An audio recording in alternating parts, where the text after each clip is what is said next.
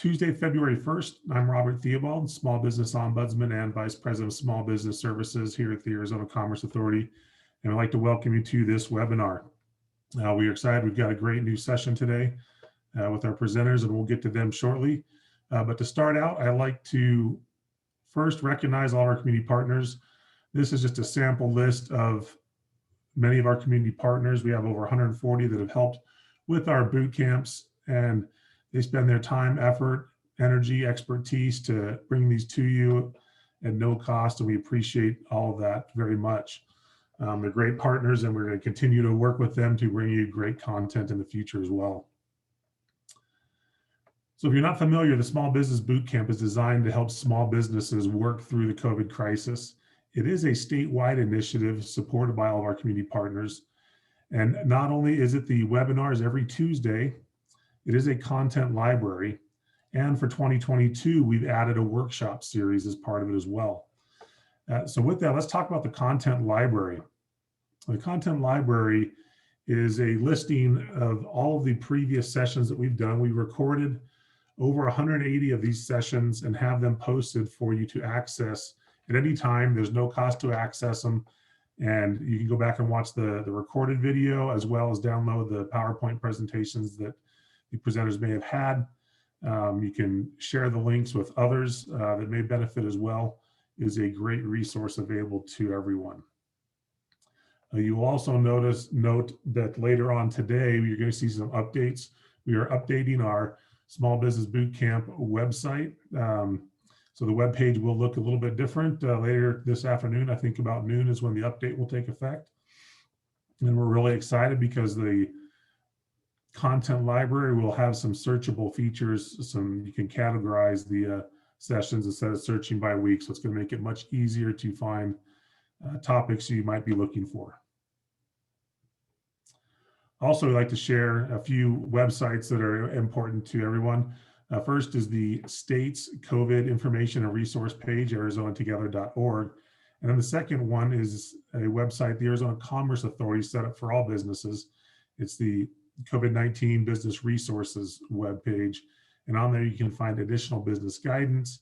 You can find financial resources, the different grants and financial programs that are available to businesses at the local, state, and federal levels. And it is a great tool, so please take a look at that. The ACA also has a number of programs to help support small businesses. We have our Small Business Services, our Workforce Division, and our Arizona MEP, our Manufacturing Extension Partnership. On top of these programs, we have our Small Business Checklist program, and this is an online tool to help entrepreneurs and small businesses and large businesses identify commonly requested licensing, registration, and compliance needs at the local, state, and federal level. So if you're planning on starting a business, you can go in here and identify what city requirements are, what your industry requirements are, and so forth.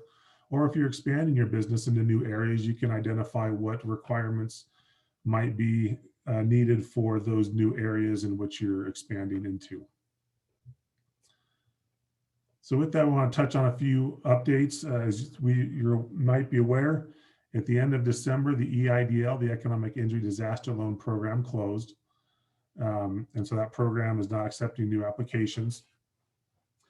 I also want to make note about the Phoenix Biz Grant, the Phoenix Small Biz Grant. We're going to post the link for it in the chat, but if you are in Phoenix, they do have a grant program that is available, and there still is funds available in it.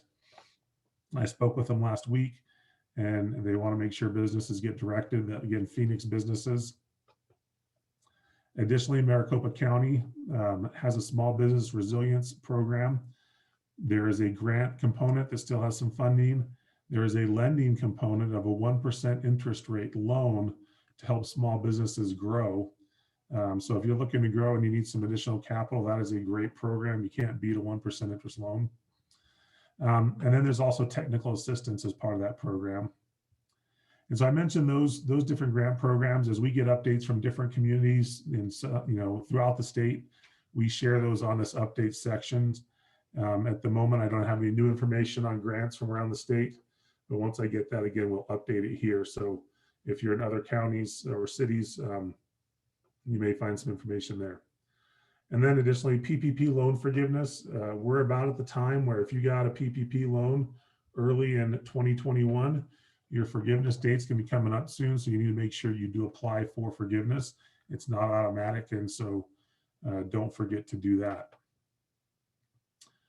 With that, we want to look at our upcoming sessions for the month of February. Next week, we have part 2 to today's session, Actionable Ideas for Business Owners, part 2. And what's great is the team that's presenting today and next week broke this up in a way that both webinars are great individual webinars. And then we'll have the recordings so you can go back and watch them anytime. And then also later today, to all those that registered for today's session and for next week's session, we'll be sending out a workbook that goes along with these presentations. So it'll be a PDF workbook that you'll get from Faith Ritchie on our team. We'll be sending that out. So keep an eye out for that. And you can use it as you review the recording or watch next week's session. Additionally, on the 15th, we have a marketing strategy, positioning to win. This is going to be a fabulous session. I've heard it once before and it was an amazing presentation. And then on the 22nd, we have Marketing 101, start 2022 off on the right foot. Another great marketing session. So we're looking forward to those. All new presenters, so we're excited about that. And with that, we're going to jump into today's. So today we have Jonathan Mabb and Jeremy Cook from North Place Wealth Advisors. They're going to present. They do some presentations with SCORE, one of our partners as well. And so we're excited to have them with us and to share their expertise on some actionable items that you can take as a small business owner to help your business. So Jonathan, I'm going to go ahead and stop sharing and turn the time over to you. Thank you. Let me get this up. So someone asked in chat if we were going to be sharing this presentation, and the answer is yes, we will be sharing it so that you do have a copy. In fact, if you want it in the chat, you could actually go ahead and put in your email address and we'll send you over a copy of the presentation now. So if anyone's interested in that, go ahead and put your email in chat and my partner Jeremy will share that. Jeremy, do you want to introduce yourself real quick? Sure, I can introduce myself and respond to all these emails at the same time. No, I can't do that. I'm not a multitasker. My wife would tell you that. But yeah, my name is Jeremy Cook. I'm a certified financial planner. I have 5 children and life is crazy busy with soccer all the time, basketball. So it's a lot of fun. I've been helping people, with their money and finance for the last 15 years. Prior to that, I was in the mortgage business. And yeah, it's a great time. I have a good time helping people manage wealth. So that's what it's about me. Excellent. And just a reminder too, Jeremy and Jonathan, and for all the attendees, the presentation, the workbook, and the link to the recording will be posted when we post the recording later this afternoon.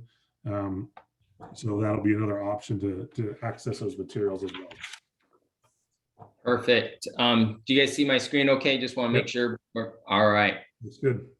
So let's see, make sure we're moving forward.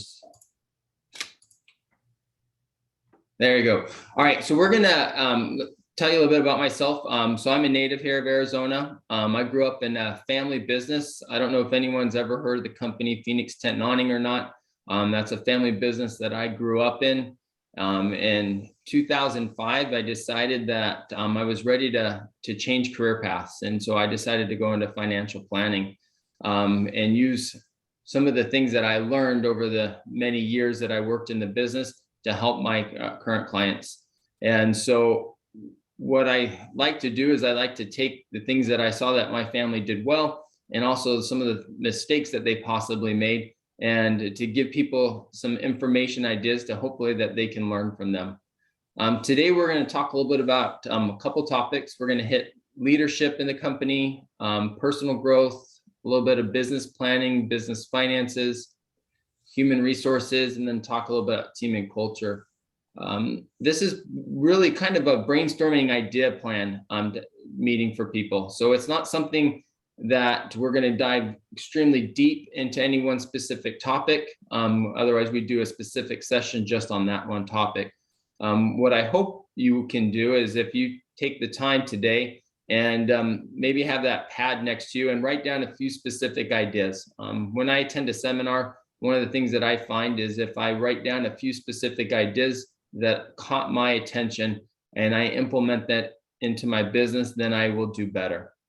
So couple notes here, a little disclaimer. We'll talk a little bit about taxes. We're not CPAs, we are financial planners. And we'll talk a little bit about estate, but not much. And we're also not attorneys in that area. So diving into leadership. When it comes to leadership, one of the things that I found that is extremely important is that well, first let me do, I had a poll. Let's do poll question number 1, Faith, if you can do that for me. All right, so if you can take the time to answer that, I want to kind of get an idea of where people are at. What size company are you?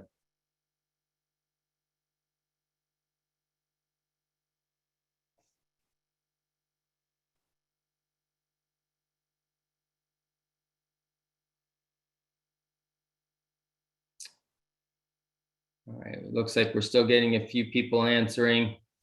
So we have a good variety, so that's good for me to know. I like to try to focus my content. Looks like we have a lot of people on the smaller side. Yeah, go ahead and share that with everyone just so they can see that. But we have a good diversity. Thank you. All right, so let's kind of jump into a little bit on leadership. If you can go ahead and move on from there. So the first thing I want to talk about leadership is the thing that I've seen a lot in companies is that it's hard to get in front of the boss, or it's hard to get in front of management. They don't give enough time for people to come and talk to them. And so it often frustrates employees.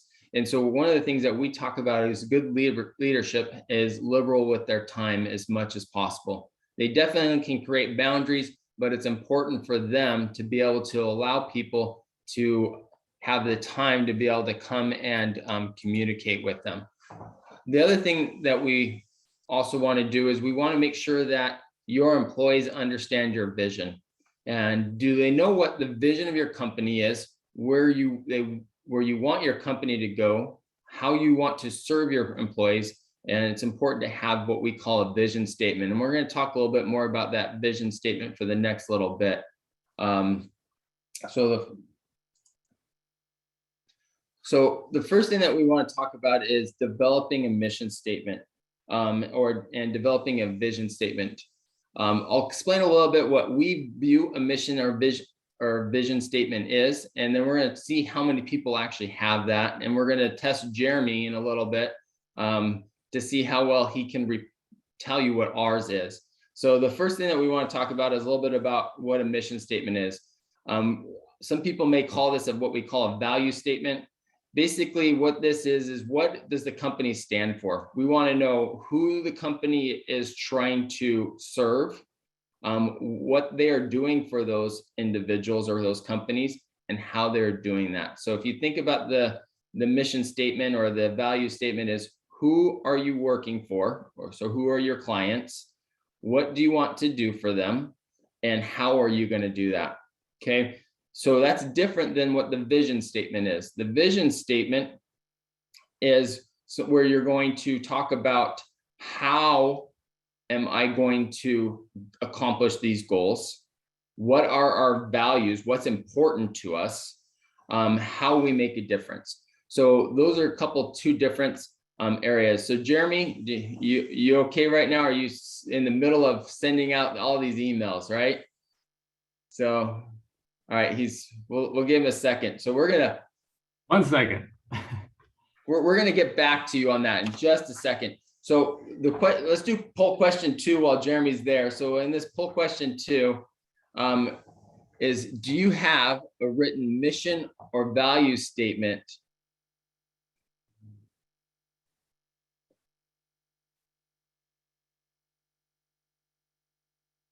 And that the answer was, and my employees actually know what it is. So that was something that was a little bit inside of there. That's the key. We may have them, but do our employees know what they are? So unfortunately, I think I mistyped on my question.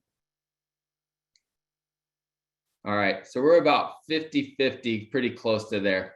So let's go ahead and end that poll and we can share the results real quick. All right, perfect. All right, you there, Jeremy? Yeah, sure. Put me on the All spot. right. In the middle of So my why don't you give them an idea of what our mission statement is? Sure, yeah. So we are financial advisors dedicated to helping families and small business owners create, grow, and protect their wealth so that they can spend less time worrying about money and more time focusing on the things that matter most to them. And we do this through developing deep relationships with our clients, understanding their own personal values and goals, and then providing advice and guidance to help them achieve that. And our goal is to be a lifelong resource for each and every client. All right. So what I want to talk to you about, this is important for two things. Number one, has anyone ever heard of the elevator speech? So an elevator speech is if someone comes up to you and says, "What do you do?" Or they ask you, "What does your company do?" So this is something, and you don't have to always repeat the full statement, but you can sometimes abbreviate it into a little bit simpler, but you should have some sort of statement that is repeatable. Now, the key thing along this is it's most important not that you just understand it, but that your employees understand it and that they can repeat it. Because if your employees can't repeat it or they don't know what it is, how do they know where you want to go or what's important to you? And so one of the things that we really talk about is this mission statement is helping not just yourself have one, but to making sure your employees understand that. Okay. And my slides are really, all right. So I want to give you guys a little bit of time and to sit there and contemplate. So one of these things that when you come up to mission statement, and when we created ours, we got together as business partners. There's 3 partners, and we sat there and we started brainstorming. The first thing that we did when we brainstormed is we wanted to talk about who we help. And we wanted to talk about what we do. Then we discussed how we did it. And then we had talked about why we did it. So these are the things that we did. And we just put up several words in each of these different categories. And we worked together as a team. And this team could be the owners. It could be a management team. You could bring in multiple employees that you find value to help you brainstorm these ideas. And once you brainstorm these ideas, then you can come together and you can put it into something that's simple and repeatable. So this is some of the things that really I think is important for you to be able to do. Now we're going to come back a little bit to that vision statement over time, just so that we can help you understand a little bit.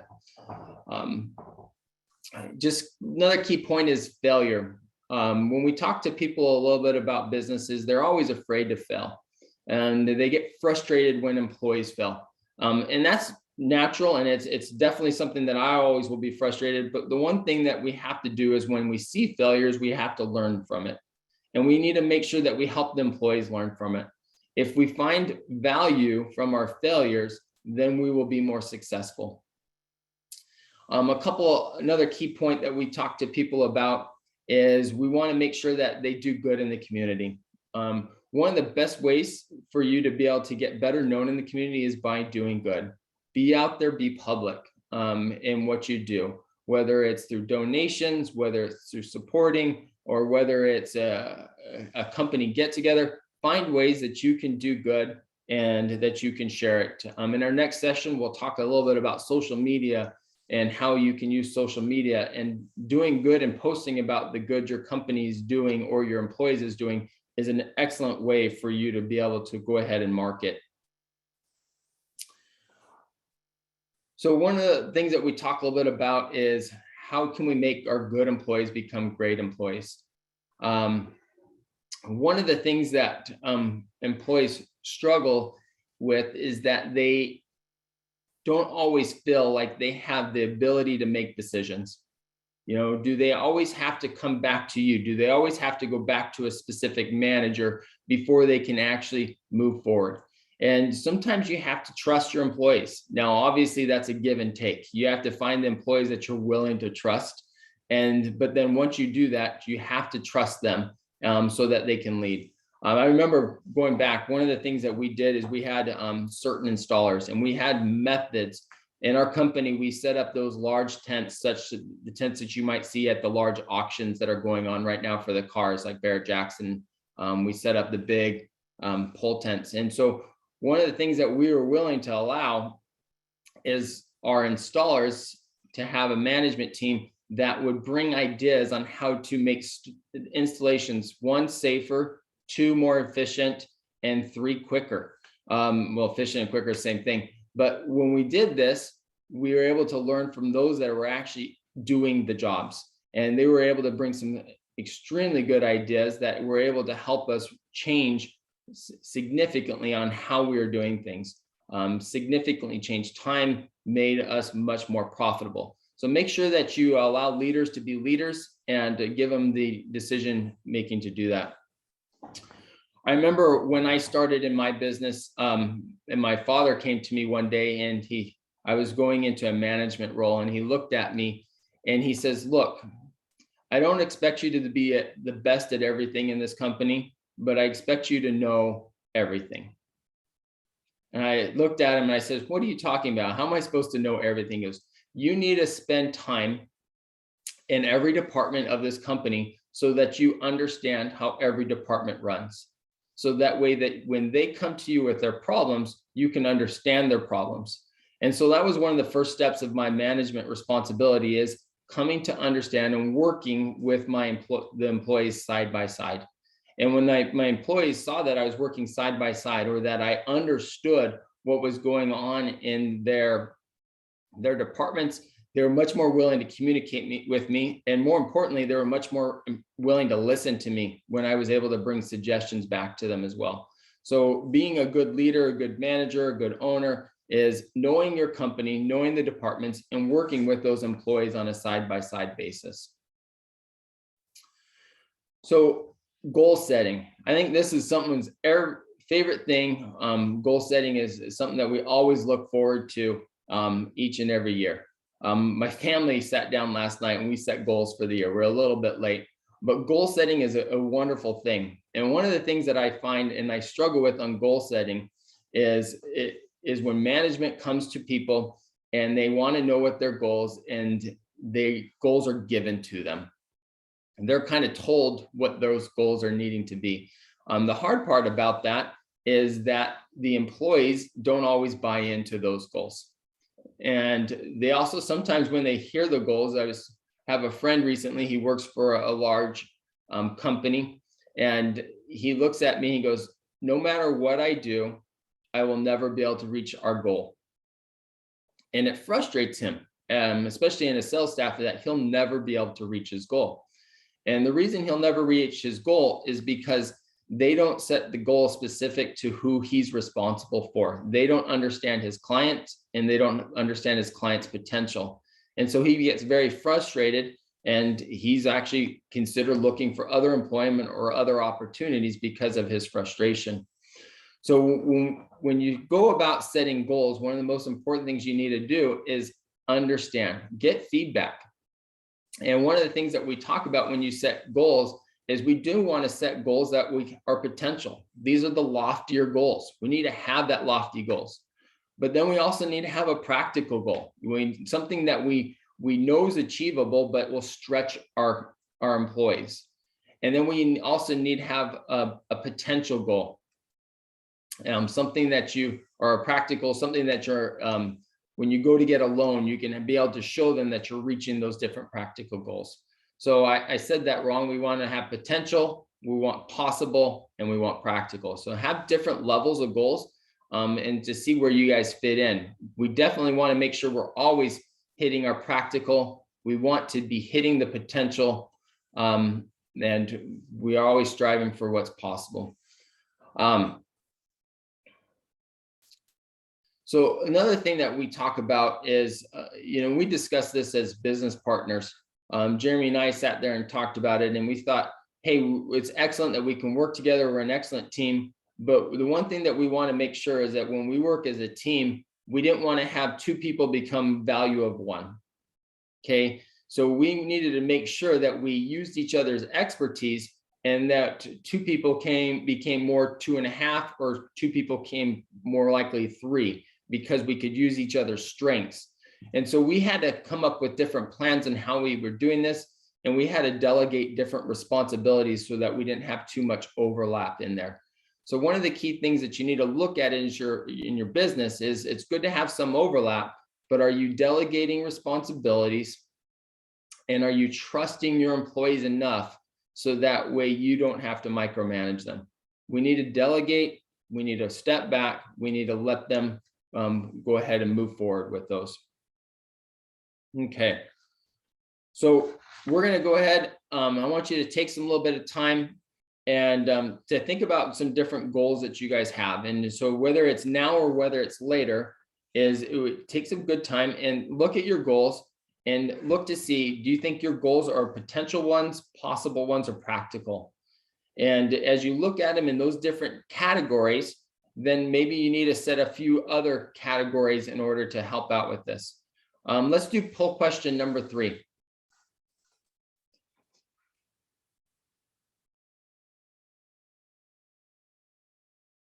All right, if you guys can go ahead and take some time and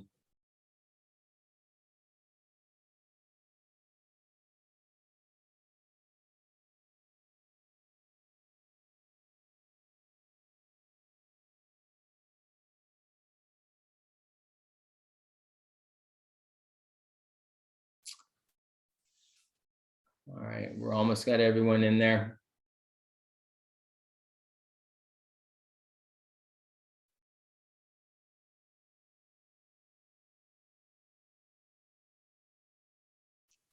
Okay, let's go ahead and close that poll and show them we got good. It's good to see. When I look at this, I see that most people feel that their goals are possible. Definitely like to see that. It's good to have those potential goals, but make sure that you have a possible idea, so that way those employees aren't getting frustrated and not working as hard, because when they don't feel they can achieve them, it limits their capabilities. All right, so let's keep going, moving on. All right. So there's the results that people can see. Okay. All right, we're going to jump a little bit into the next session, and this is talking about your personal growth. Okay, so when we talk about personal growth, is how can we be better at doing our jobs, be better leaders, be better people in the area. So the first thing that I found and that I try to do on a daily basis is I want to prioritize my day. Do you take the time and think about, what tasks do I need to accomplish today, and what order do I need to do them? Now, I can't say I'm perfect in this. I know I need to do a lot of work in order to be better at this, but one of the most important things that we can do is take a few moments in the morning and put some priorities to what needs to happen. And then also be flexible enough to realize that during your day, something may come up that you need to adjust. All right. Now, if you're not good at this, hire someone to help you. Okay. So that's something that's the key, is not everyone is good at this. We have all different types of people. In our family business, I had multiple family members in it. My father was an entrepreneur. My uncle was the finance man. Okay, he was the planner of the finances. My dad was an entrepreneur. The entrepreneur wasn't always good at prioritizing his day. And now my uncle was very excellent. He was very detailed. And it's good to have both people in a business, and realizing that you need to maybe bring some people in where you fail or you're not as good. Okay, the next thing that we want to do is take time to look at those tasks and put a dollar value to it. Are you spending too much time on tasks that bring no financial value to your company? You know, this is something that Jeremy and I have sat down and looked at from time to time. and realizing there is periods of time that we spend way too much time doing tasks that I could hire someone else to do, and I could spend much more time doing something that brings more financial value to the company where my worth is better. And so when you look at those tasks, and you're going to want to sit there and you're going to want to line them out, and you're going to want to put them in a priority value of what you think is most important, and then put a dollar value associated with it. Now that may be very difficult, and it's all going to be personalized to what your business is. But the key thing of doing this is you need to find time that you can free up to be doing what's most important.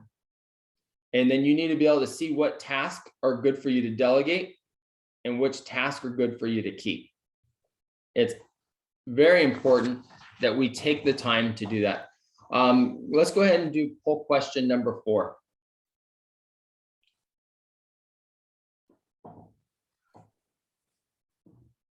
Yeah, when I was young in the business, John, I heard another advisor, a very successful advisor on a big team, who said something that kind of shocked me as a new advisor. He said that he has done this so much that he doesn't read his emails. He felt that that was a task that was taking up too much time with too little value. And so all of his emails went to his assistant, and he only got the things that were most important. And to me, as a new advisor, I was like, he doesn't check his email. That's crazy.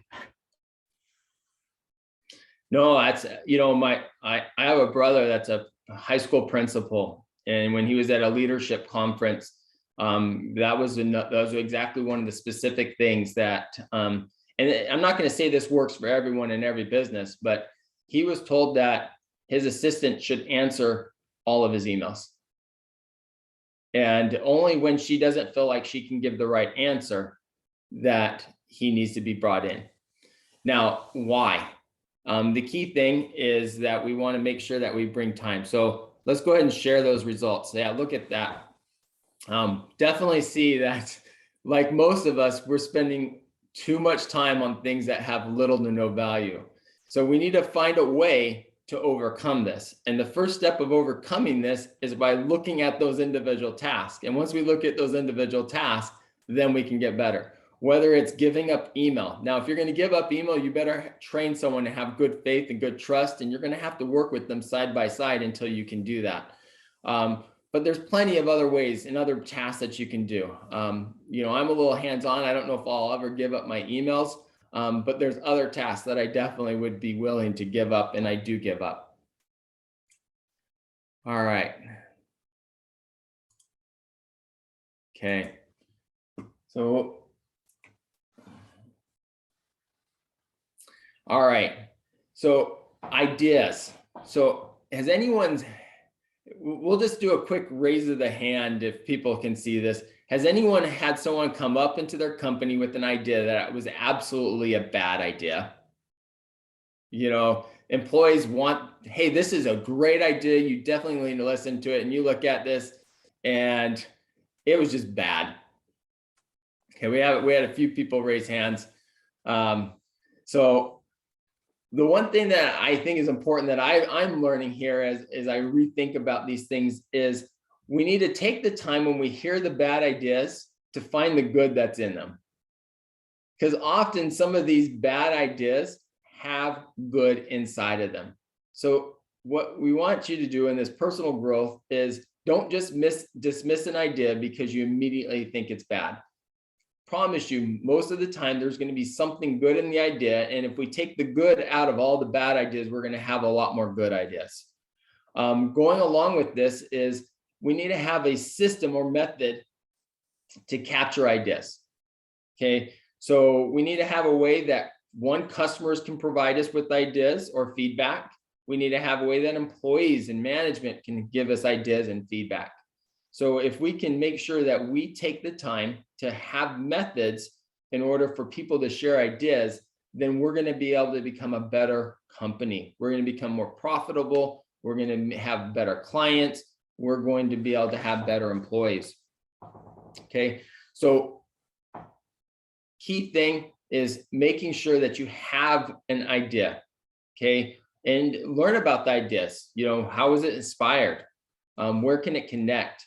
Find the good in ideas and don't dismiss them all day, all the time. You know, if you take the time and you look at 5 to 6 ideas that maybe have come in, I guarantee you're going to be able to fit a couple of those ideas together to come out with something that you probably want to implement. So don't just throw away an idea because it's immediately bad. We want to make sure we capture those ideas and review them from time to time. Okay. So the next thing that we wanted to hit is decision making.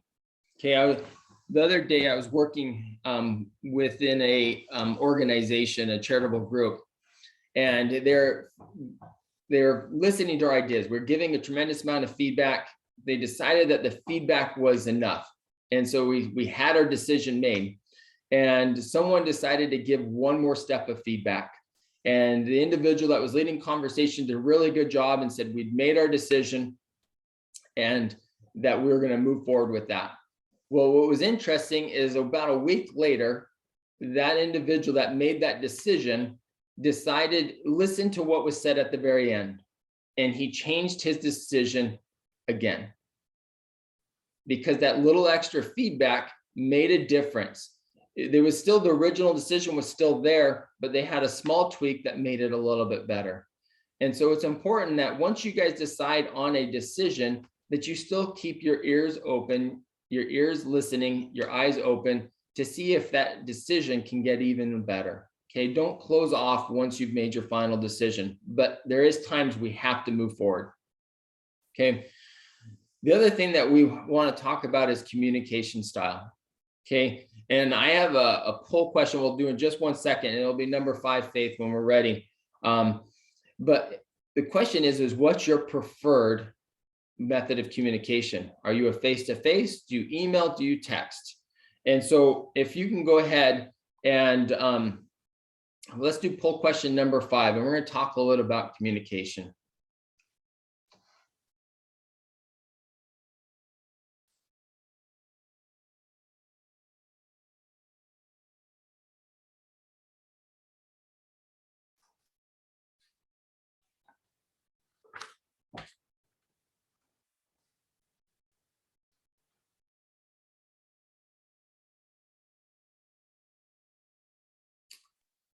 We have a few coming in. Looks like we're coming up.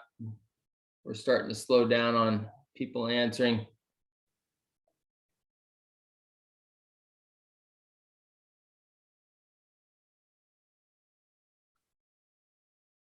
All right, for sake of time, we'll go ahead and end the poll there and share those results.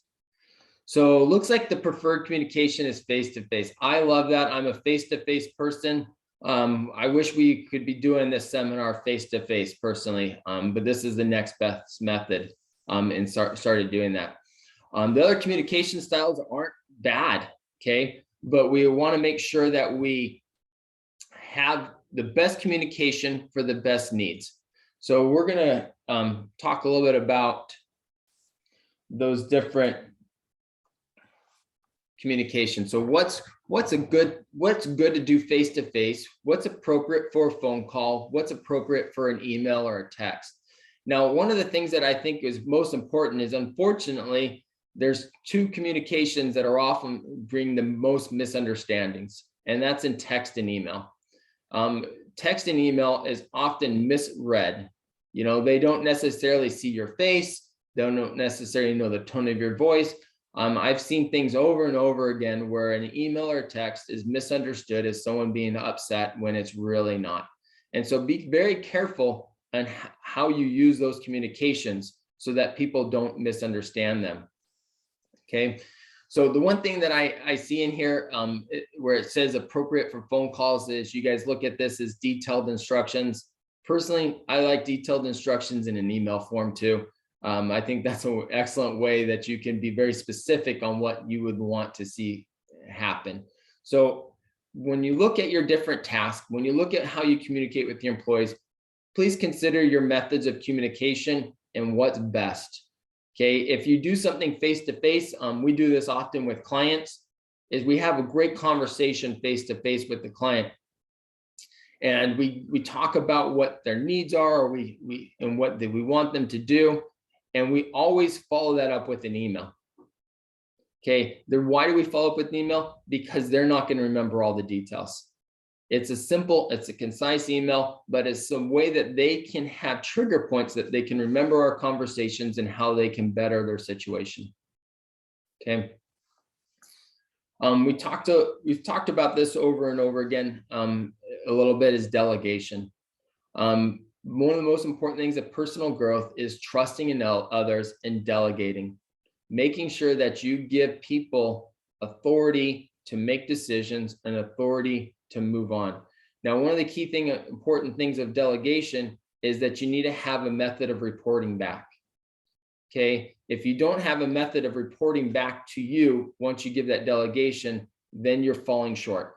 Okay, we need to trust them, let them make decisions, report back. That way you can learn, you can give feedback as needed. Okay, this next one I love. It says you're smart, but you're not as smart as everybody. Okay, we all know our business very well. And sometimes we don't always want to listen because we feel we know it best. However, it's important, and when we talked a little bit before about that idea center, being able to capture ideas from clients, being able to capture ideas from employees, is that we listen to the collective group to see if we can become smarter. So don't close yourself off so that way you don't become smarter in your business. Simple thing right here is it's important to have a backup plan. You know, sometimes things fail. In our business, we did a lot in special events, and we had a no-fail bar. We always had to have something complete. And I could remember being on call, that was our backup plan. We always had someone on call, and we had a method to be able to overcome mistakes that potentially could happen. Maybe we didn't deliver something correctly. Maybe something wasn't working that was out there. And so we wanted to make sure we had a method in order to help with those failures, so people always trusted in us. The next thing that we talk about is, I want to go back to that value plan a little bit. It's important that people understand what's important to you. You know, where is this company going and what do you want it to do? What do you want it to accomplish? So as a leader, you want to make sure your employees know what you stand for, not what you settle for. If they always will settle, we're never going to be able to accomplish our best as a company. Okay, let's go over some things in business planning, and I'm going to move forward. I might skip a few slides to make sure we fit everything into time. When we look at business planning, we need to make sure that we eliminate some things. There's a thing that we call organizational silos, and have you ever had an employee or someone say, that's not my department, or that's not my area? And that's good that you have things segregated, but we need to make sure that we care about each other's area and that we work together. One of the things that I've seen in a business, and I've seen it over again, operations and sales don't always have the best relationship, because sales always wants to overachieve or have these high expectations that aren't achievable. And operations is always saying, what are you asking us to do? There's no way we can accomplish that. So we need to find a way that we work within as a team, and that we bring those two together, and so they're not at opposition with each other. The other thing is, it's good to have diversity. Don't be afraid to have diversity in different styles, different people. You want to make sure that you have different people so that different strengths are organized. I talked a little bit about in my family business. My father was an entrepreneur, and my uncle was the finance man. He's the organized. Those diversity was an excellent thing, was able to help that business thrive. And the last thing is, we don't want to become complacent. You know, when we become complacent, we fail. We sit there, and you can go back and you can think of Kodak. Okay. Kodak, we don't hear Kodak very well, but they were right on the top of photography, but they didn't want to participate in digital. And because they weren't willing to go digital, they got left behind. So don't become complacent in your business because you don't think that something's going somewhere else. We're going to talk a little bit for the next little bit about an exit plan. Okay. So an exit plan is never too early to start planning for your future and your exit. When do you want to leave your business? Okay. And what method or how are you going to do it? Are you going to sell it? Are you going to give it to your children? Or what's your method? This is something that's important to consider. I remember my father coming to me. He owned it with his two brothers, and he had 5 sons. And he looked at us. He told me, he goes, John, he goes, there's no way that I can divide 1/3 into fifths and have it make financial sense for you guys. So he told us very early in our lives that his business plan was going to be to sell the business at one point in time. Whether that was for us as sons to come up and decide to purchase it, or whether it's from an outside person to come and purchase it, he told us early that we wanted to sell. So eventually my father sold, he's out, and now my uncle is ready to sell his business. Now, he didn't do so well in planning for his exit strategy. One of the failures that he had in his exit strategy is he was hoping that one of the employees would come into and take over and be able to buy him out of business. The problem is he didn't find that person early enough. And so now that person is struggling to come up with the financial capability in order to buy the business. And so it's never too early to start with an exit plan. Let's do poll question number 6.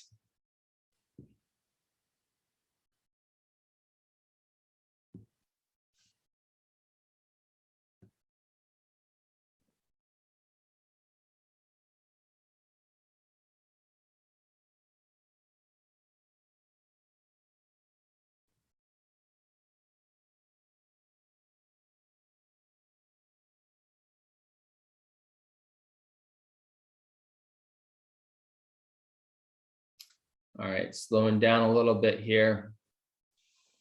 Just give it a few more seconds. Yeah, let's go ahead and share those results. All right, so for the most part, most people don't have an exit plan. Okay, this is something that Jeremy and I help people a lot with. That is just the thought process. It's something that we want people to be able to start thinking about, is what's their exit plan. Once again, it's never too early. So if you think about it, you're just starting your business, it's okay to have a thought process. You know, what is your general desire that you want to do in the future? It's part of that vision of where we want to go and what we want to do. If someone starts planning 20 years prior, it's going to be much easier for them to develop a solid management staff. It's very much easier to figure out who your successor might be. Okay, if we're waiting 10 years out, it gets a little more difficult, a little more compact. It might become a little bit more expensive because you can't nurture a good management staff. You might have to hire someone from outside that costs a little bit more. Okay, and then if you're under 5 years, it's going to become even more difficult. You might have to find that outside person that wants to purchase. And then you're going to have to disclose a lot more information so that they trust and they want to purchase that business from you. Okay, so key thing, if you don't have an idea yet for an exit plan, start contemplating it. If you need someone to help think it through, then work with someone to help you think it through. One of the values that we brought to help people is also understanding when's the right time to leave their business. You know, are they too young to sell it? What are they going to do next? What's the financial profit that they gain from staying in the business versus selling their business? All those things need to come in play within your exit plan. Okay. You know, going in addition to this, we talk a little bit about having key employees. Key employees is one of the most important things. And we need to make sure that we find a way to keep our employees happy. And so one of the ways that we keep our employees happy is by having good benefit plans. Okay. And sometimes that's hard because benefit plans can be extremely expensive. We look at the cost of health insurance nowadays, and it's extremely expensive. And not all businesses are ready to bring on that financial risk. However, it's something that's important. If you want to make sure you retain good employees, you need to have certain benefit plans for them. You need to have a 401k or a simple IRA. You need to have a retirement plan. We talk to individuals over and over again. And one of the things that I hear is, my company doesn't have a retirement plan. I'm going to probably have to change jobs one day. You don't want that. You spend a lot of money in hiring and training your staff. You don't want them leaving you. Okay. The other key thing is retirement plans aren't just for big companies. You know, medical plans aren't just for big companies. You can start plans with as little as 1 to 2 people, depending on the plan. And it's okay to start from the beginning. Okay, we're gonna talk a little bit more about business advocates. Okay, so when you look at your business, we want to make sure that you have different people with different focuses. So we need to have an advocate with a internal focus. You know, what are the company's needs? We need to have an advocate with an external focus. What are the client's needs? And then we need to have an advocate that has a strategy plan. So these can be different management staff, it can be different ownership, but we need to have these different focuses. And it's okay that someone covers maybe 2 of these, but we don't want one person to be responsible for all of the internal needs, external, and the strategy. We want to have some people that can brainstorm and work together when it comes to developing business plans. And the key thing is business plans don't often need to be complicated, but they do need to be reviewed from time to time. We do have a method that we like to use for developing business plans. And we think that this is something that should be considered at least on a yearly basis, that you review these different areas. They call it the SWOT. It's company strengths. What are your company's weaknesses? What are the current opportunities and what are the current threats? Why do we want to make sure you review this on a yearly basis? Is because things are always changing. So make sure that you're developing business plans and you're reviewing them from time to time. Okay.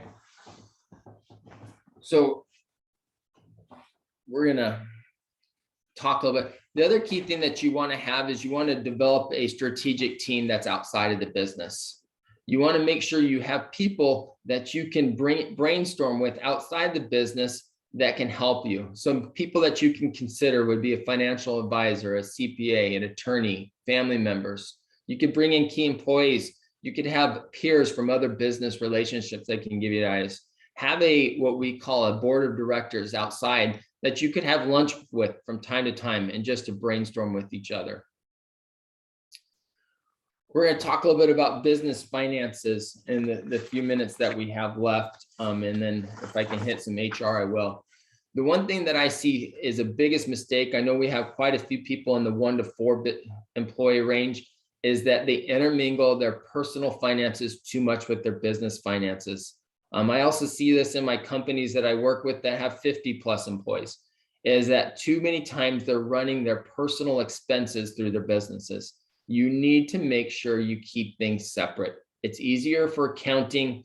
It's easier for the day you want to exit your business and you can show good profit loss. It makes it better for when you're ready to get loans for the businesses. You need to run clean books, have separate bank accounts, have separate credit cards, run your books clean.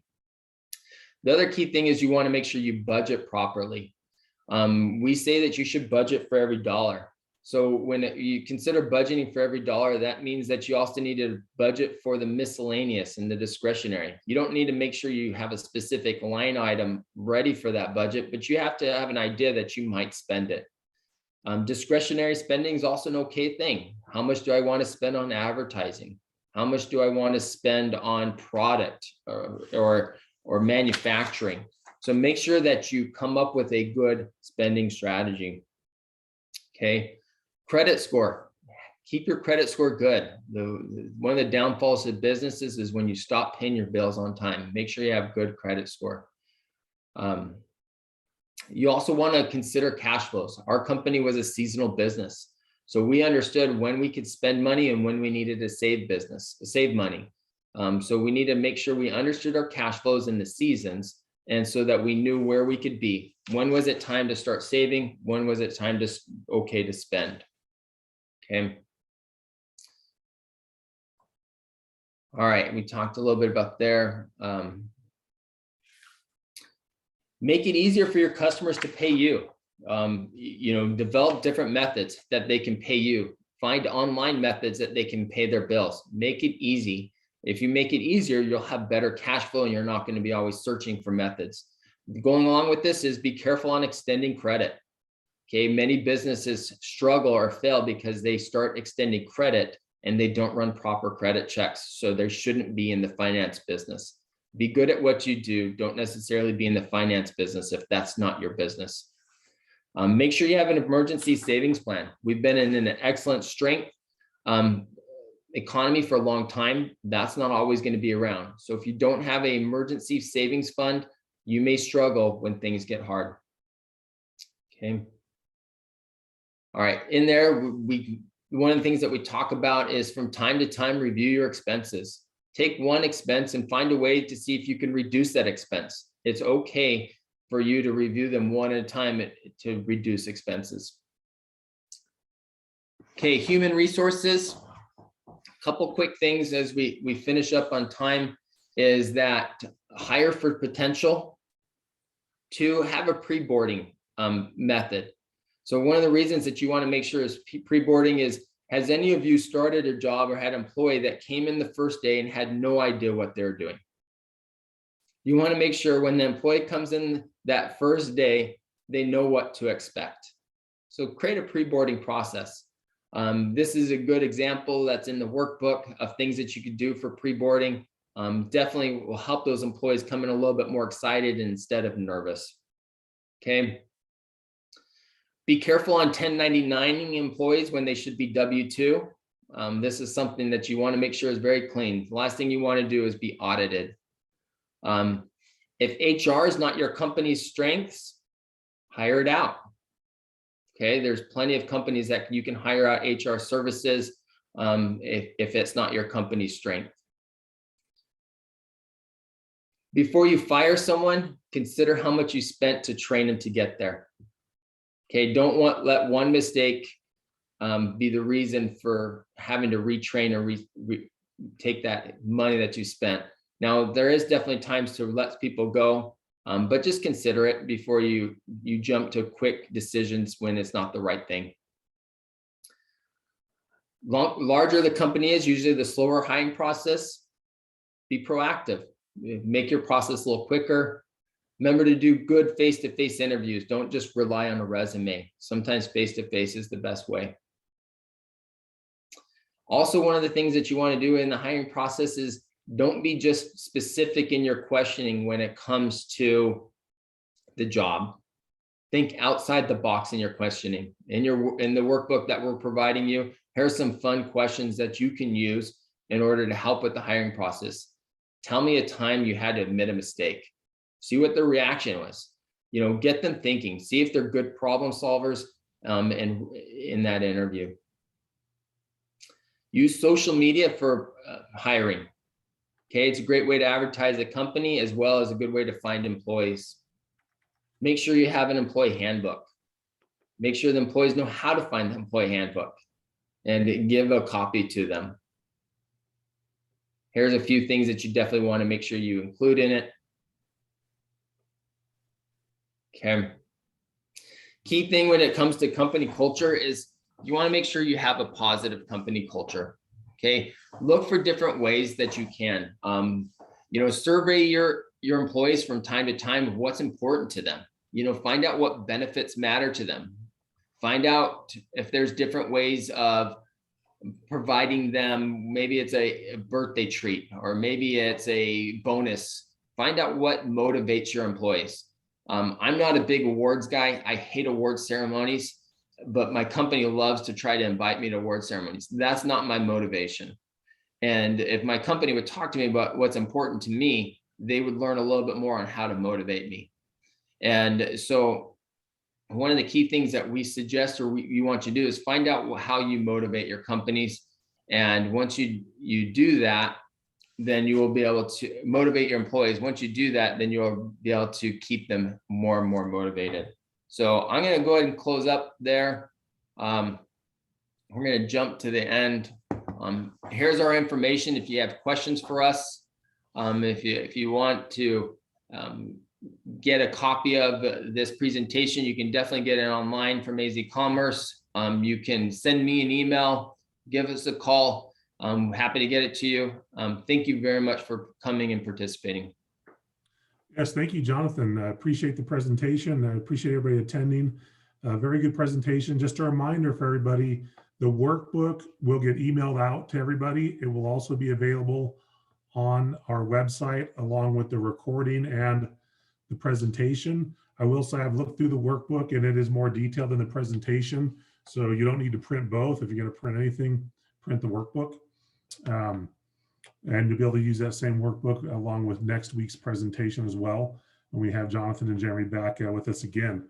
So with that, we appreciate Jonathan and Jeremy for being with us. We appreciate all of you attending and participating. Great job sharing your feedback in the polls. Very much appreciated that interaction and in the chat.